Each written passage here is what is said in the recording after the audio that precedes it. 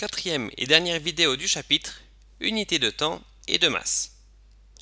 Les unités de temps sont certainement les unités auxquelles vous aurez affaire durant vos études qui sont le plus particuliers. C'est vrai, a priori, il n'y a aucune logique. Par exemple, un jour c'est 24 heures, mais une heure c'est 60 minutes, et une minute c'est également 60 secondes. Ça semble un peu particulier, et pourtant c'est pas pour autant que c'est difficile.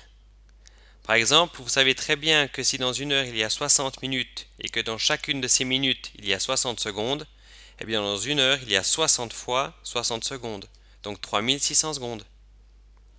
De même, si dans un jour il y a 24 heures et que dans chacune de ces heures il y a 60 minutes, dans un jour il y a 24 fois 60 minutes, donc 1440 minutes. Et vu que dans chaque minute il y a 60 secondes, au final on retrouve qu'il y a 80 400 secondes dans un jour. Grâce à ces notions de base, l'année dernière en 9e, vous avez pu déjà faire certains calculs. Par exemple, vous savez que dans 3 jours, il y a 3 fois 24 heures, donc 72 heures. De même, dans 2 heures et 20 minutes, il y a combien de minutes? Eh bien, dans 2 heures, il y a 2 fois 60 minutes, donc 120 minutes. 20 minutes, c'est 20 minutes, donc 120 et 20 minutes, ça fait 140 minutes. Vous aviez également fait l'inverse l'année dernière. Par exemple, 217 secondes, ça fait combien d'heures, de minutes et de secondes? Eh bien, vous savez que dans une heure, il y a 3600 secondes. Donc 217 secondes, ce n'est pas suffisant pour faire une heure. Donc déjà, il y a 0 heure. Par contre, c'est suffisant pour faire plusieurs minutes. Une minute, c'est 60 secondes, 2, 120, 180, 240 et ainsi de suite. Donc dans 217 secondes, je peux mettre en tout 3 minutes, 180 secondes. Donc j'ai 3 minutes. Vu que ces 3 minutes ça fait 180 secondes et qu'en tout j'en ai 217, eh bien au final il m'en reste plus que 37.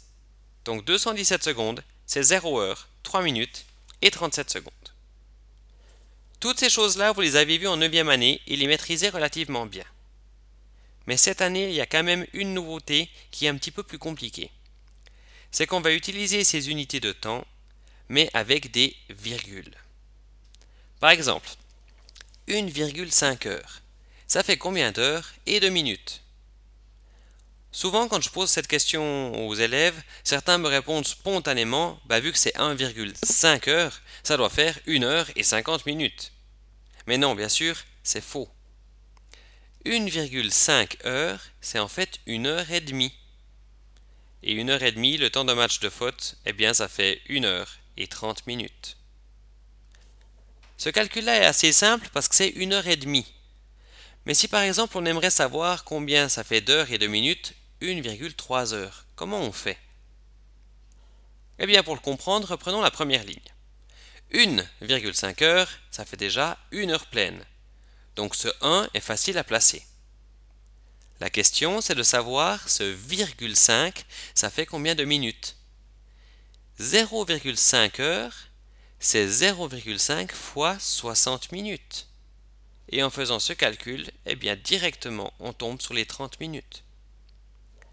De même, si on reprend la deuxième ligne, 1,3 heures, ça fait déjà 1 heure pleine. Donc là, rien de très compliqué.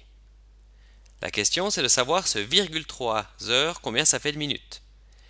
Eh bien, 0,3 heures, c'est 0,3 fois 60 minutes. Et le calcul fait 18 minutes, donc ça fait 1h18. Prenons encore un autre exemple. 3,25 jours. Ça fait combien de jours et d'heures? Eh bien déjà, j'ai 3 jours pleins. Donc le nombre de jours, c'est facile, ça en fait 3. La question, c'est de nouveau de savoir ce 0,25 jours, ça fait combien d'heures? Eh bien, 0,25 jours, c'est 0,25 fois 24 heures. Donc 0,25 fois 24, ça fait 6 heures. Donc au final, j'obtiens 3 jours et 6 heures.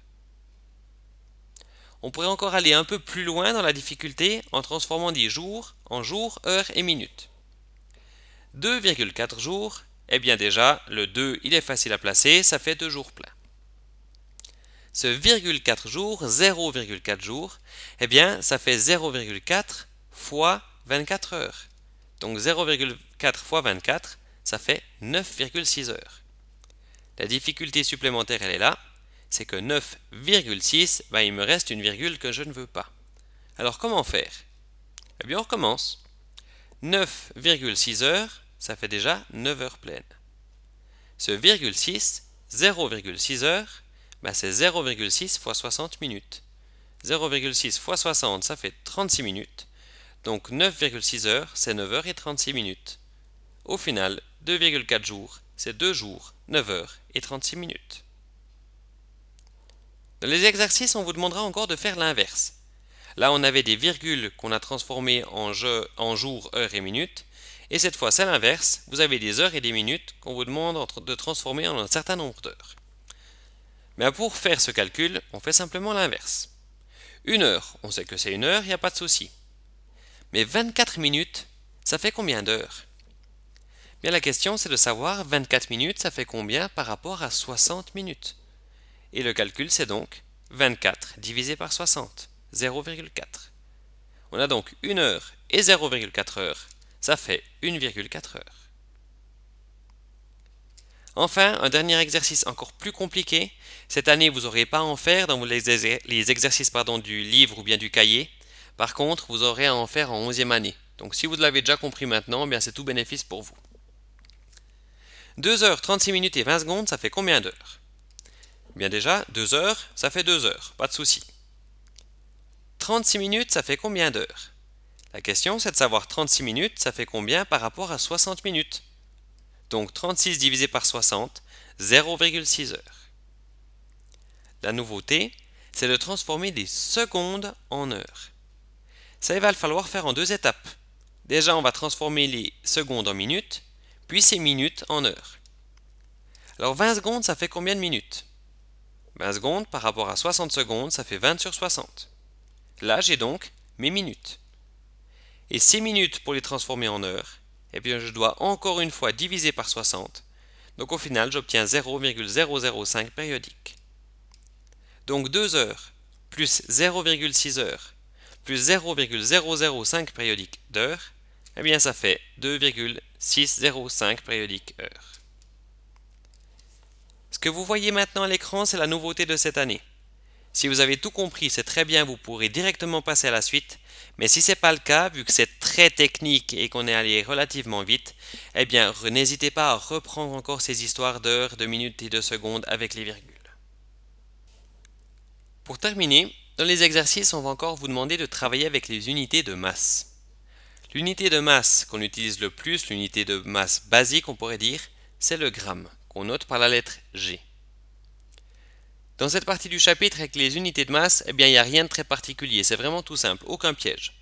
Par exemple, on sait que 10 fois plus petit que le gramme, c'est le décigramme, 100 fois plus petit le centigramme, et encore 1000 fois plus petit le milligramme. Pour passer de gramme à décigramme, on déplace la virgule que d'une seule fois. Pour passer de décigramme à centigramme que d'une seule fois, il n'y a vraiment aucun piège. Plus grand que les grammes, même si c'est une unité qu'on n'utilise quasi jamais, c'est le décagramme, puis l'hectogramme, et enfin le kilogramme qui fait 1000 grammes. Il existe encore des unités un peu plus grandes, notamment 1000 kg que vous connaissez certainement, c'est la tonne qu'on marque par la lettre T. Dernière unité qui vous sera demandée dans les exercices, c'est le quintal, 100 kg.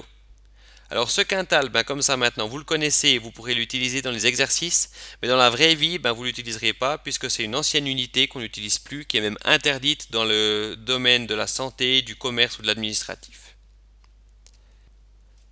Vous connaissez maintenant l'intégralité de la théorie du chapitre que vous avez à maîtriser pour faire la suite des exercices. Vous pourrez donc faire maintenant les exercices F112 à F114 pour travailler ces unités de temps et de masse, puis enfin travailler encore avec 2 problèmes d'unités supplémentaires.